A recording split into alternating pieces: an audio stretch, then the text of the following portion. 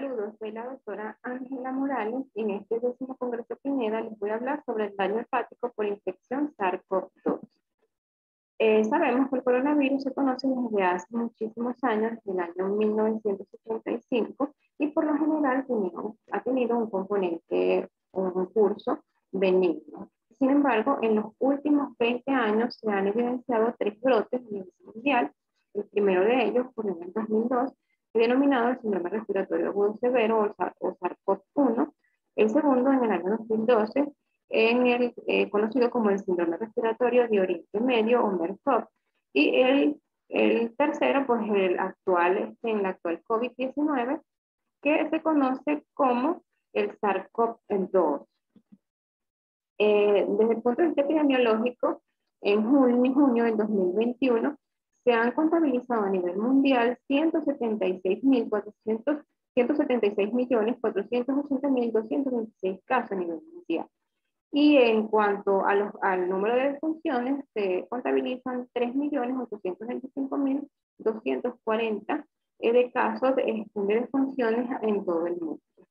En las regiones de las Américas, la región de las Américas se han confirmado 70.103.320 casos de defunciones en ese momento, hasta el año 2020.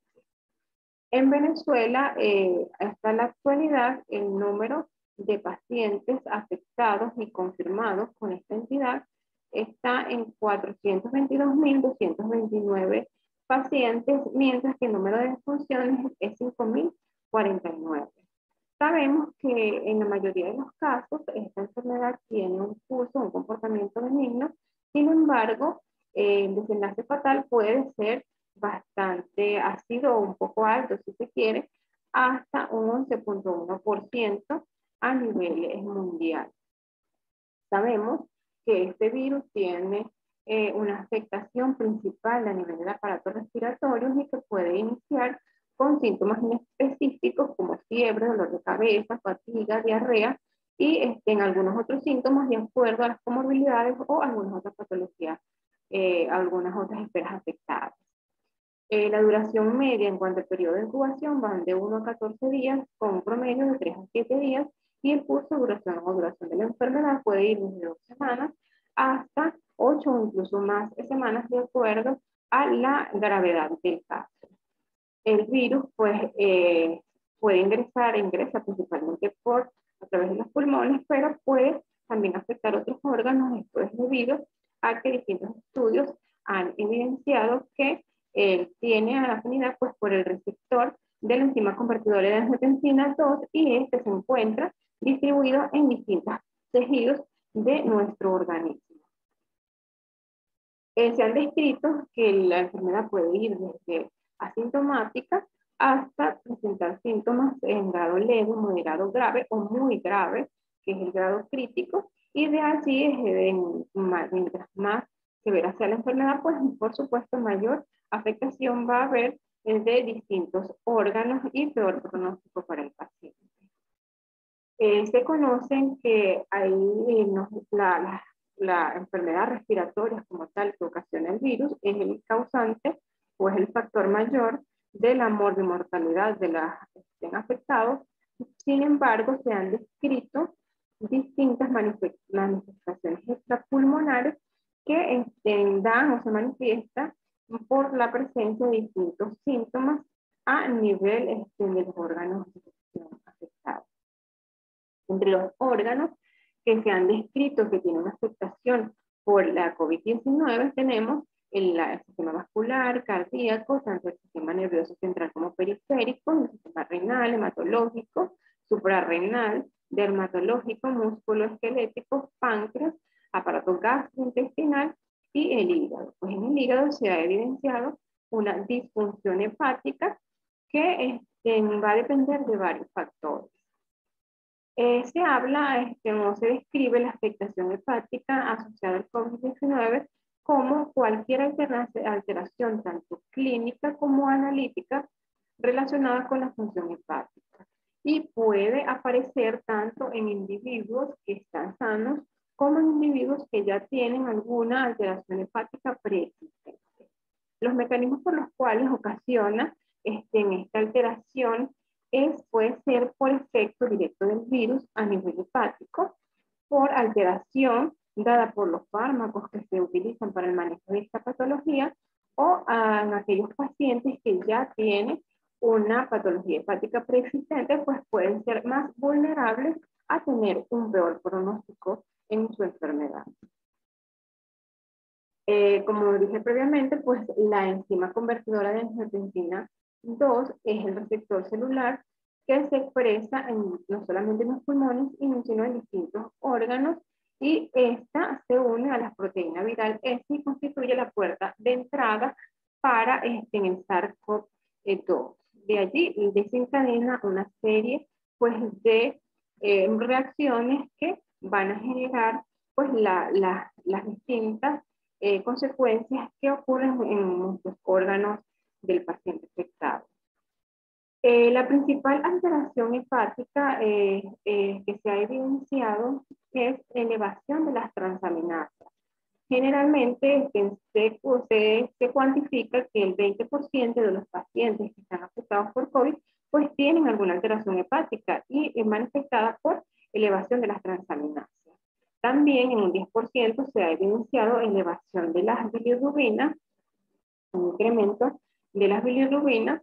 Sin embargo, entre otras manifestaciones, otras alteraciones que pueden ocurrir, tenemos la elevación de la GGT y de las fosfatasas alcalinas, siendo estas cuando están elevadas van a tener una mayor, se encuentra una proporción de GGT elevada, mientras que las fosfatasas alcalinas algunas veces pueden encontrarse normal.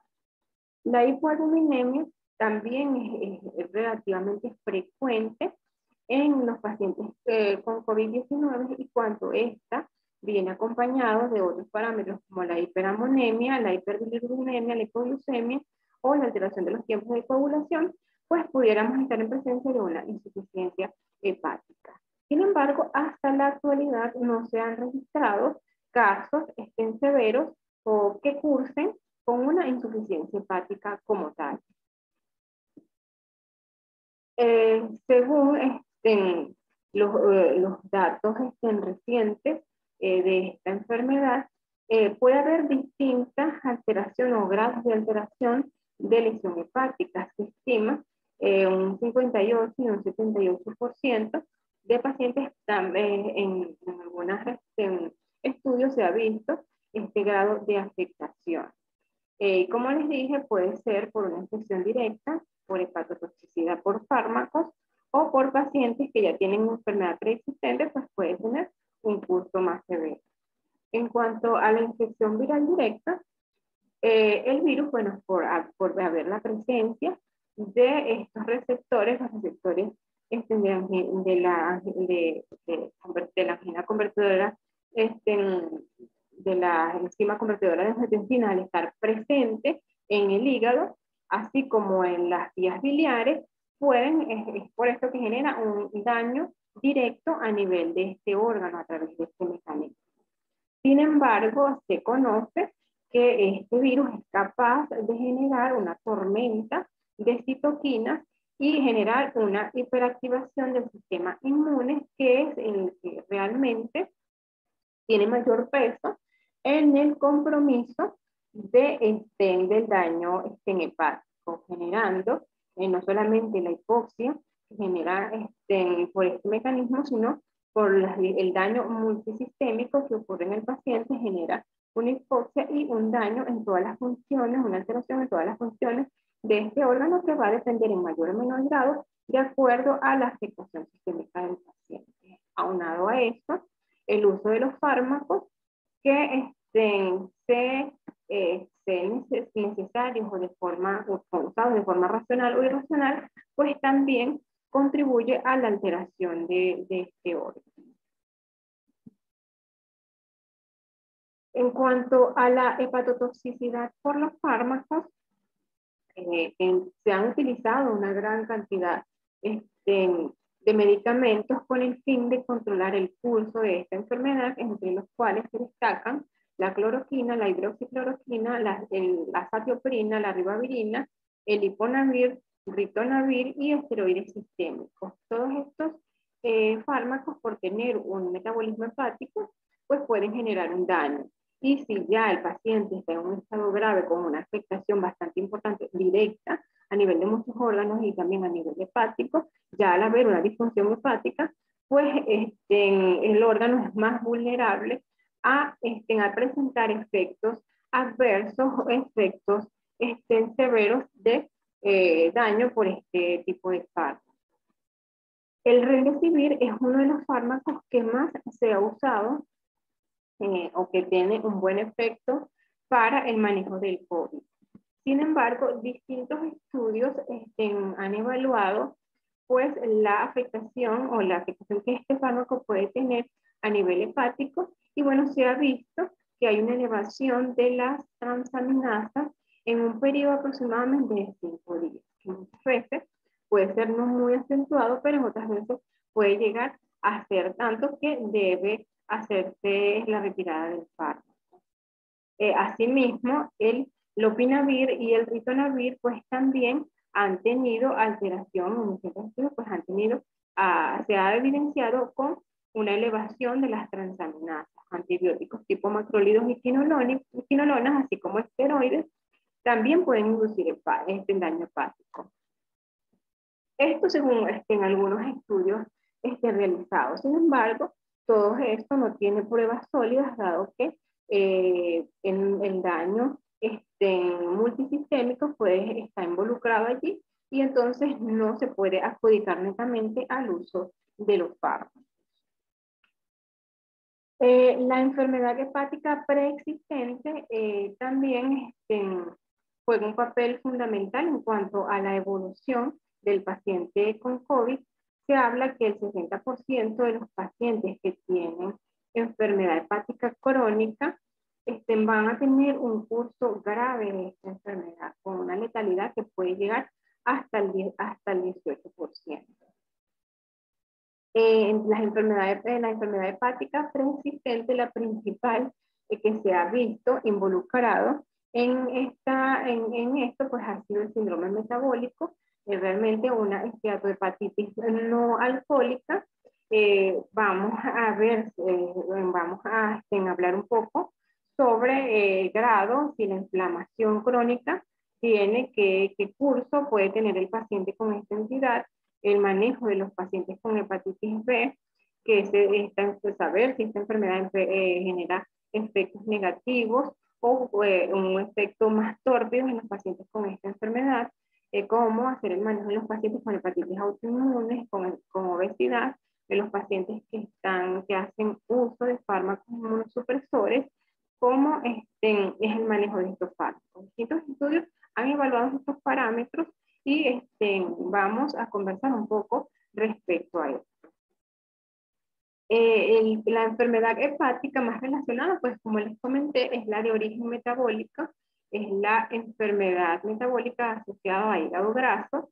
En distintos estudios, un estudio que se realizó, un estudio asiático de 202 pacientes, mostró la presencia de datos indirectos de enfermedad de hígado graso, que junto con el sexo masculino y la edad, pues se evidenciaba que este tipo de pacientes con este perfil pudieran tener un factor de mal pronóstico.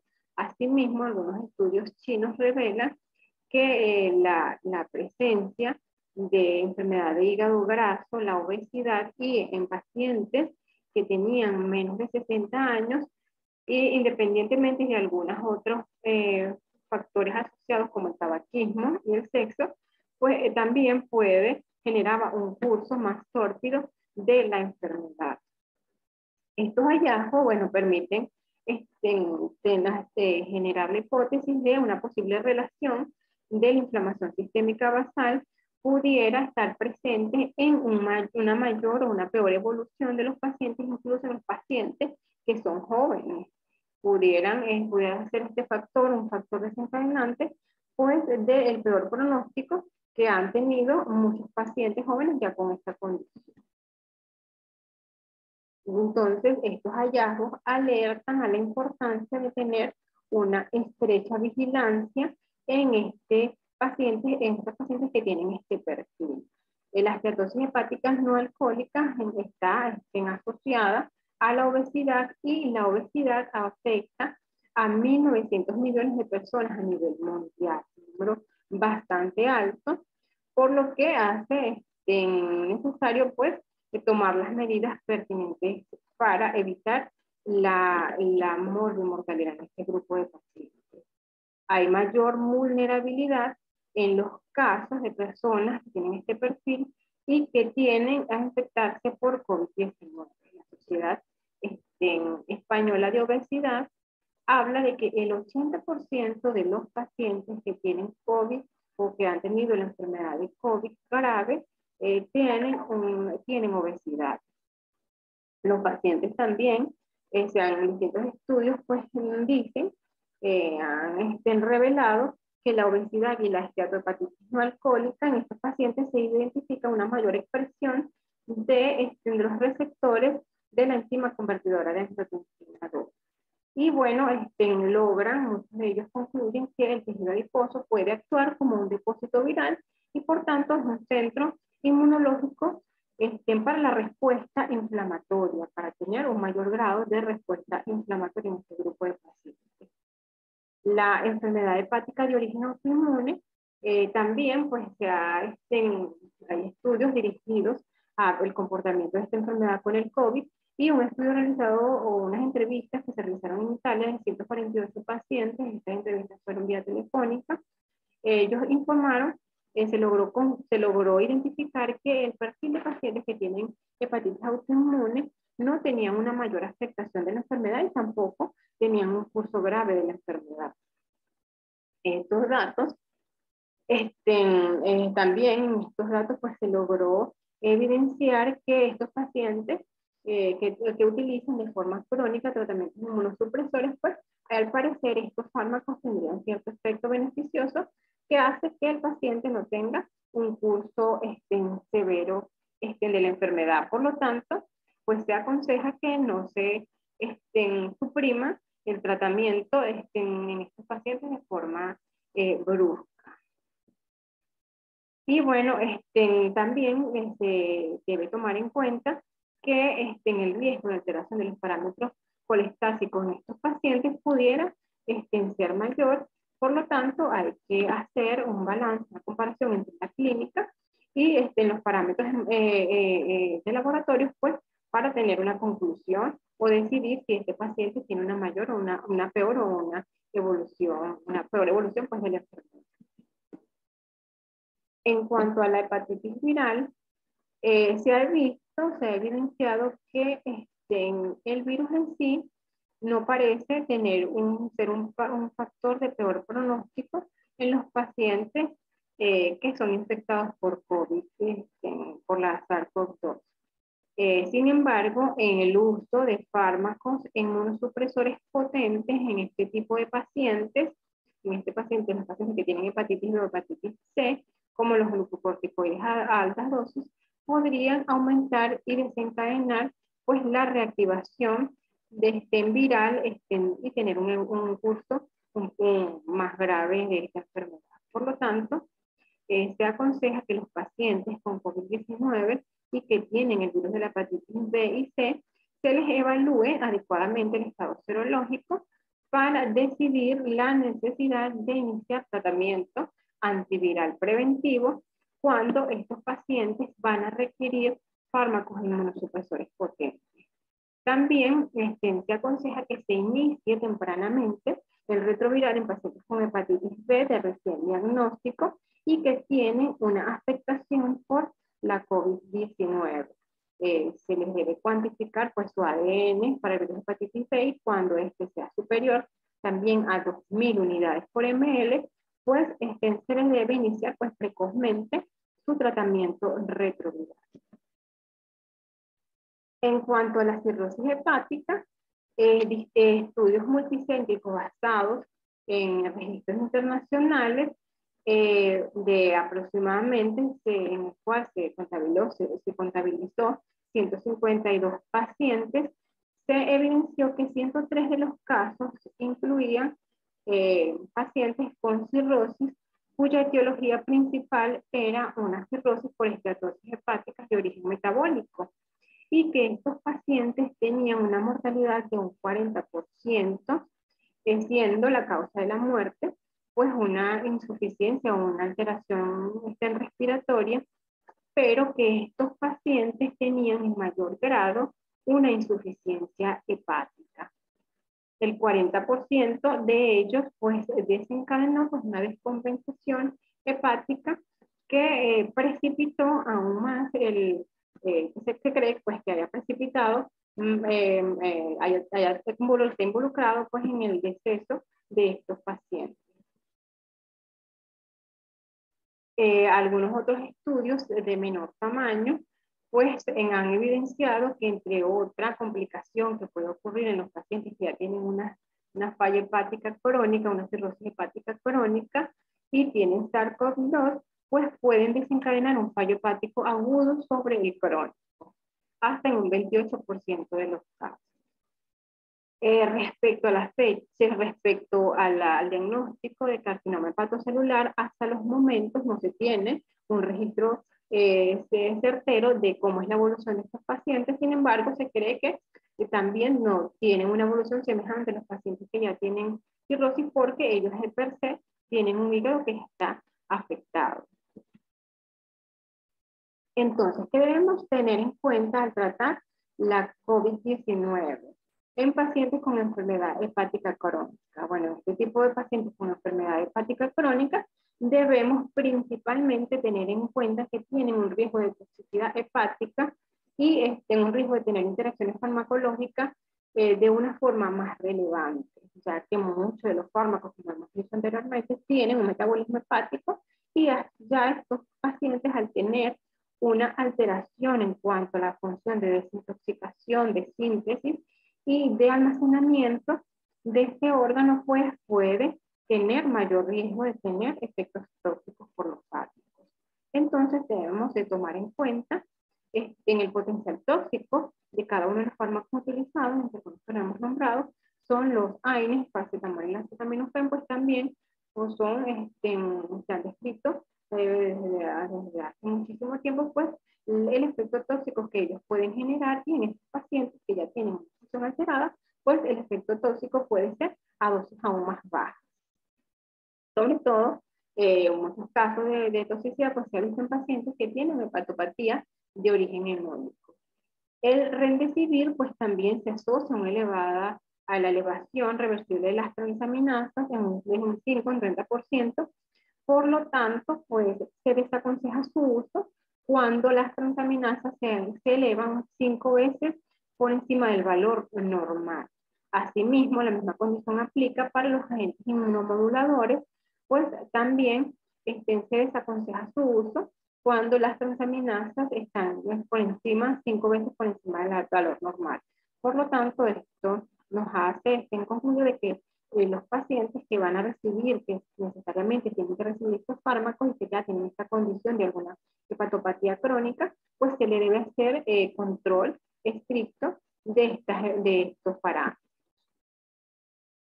En cuanto al manejo farmacológico, pues se ha reportado que el uso de hidroxicloroquina, azatioprina, remdesivir y los esteroides en bolos, pues pueden ser usados en este tipo de pacientes, pero de una forma racional y vigilando pues continuamente y de forma estrecha pues los parámetros hepáticos.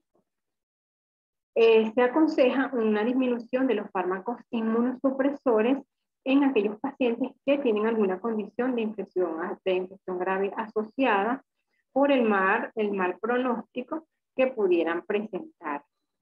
Asimismo, la administración del lopinavir y ritonavir, pues se desaconseja su uso en este tipo de pacientes por el elevado riesgo de interacción y del potencial en efecto adverso secundario.